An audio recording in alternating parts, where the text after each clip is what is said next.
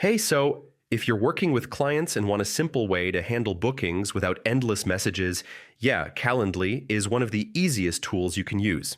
In this guide, I'll show you step by step how to use Calendly for client bookings in 2026. First thing, sign up or log into Calendly. You can use Google or email to get started quickly. Next, connect your Google Calendar or Outlook. So this prevents double bookings and keeps everything synced.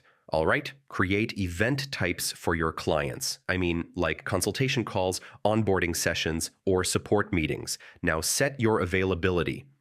Choose when clients are allowed to book time with you. Next, add questions for clients. So you can collect details like project info, email, or meeting purpose before the call.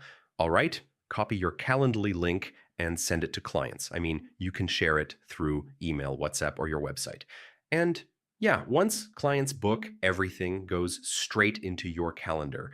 You can also reschedule or cancel easily from Calendly. So that's how you use Calendly for client bookings. Once it's set up, managing clients becomes completely automatic.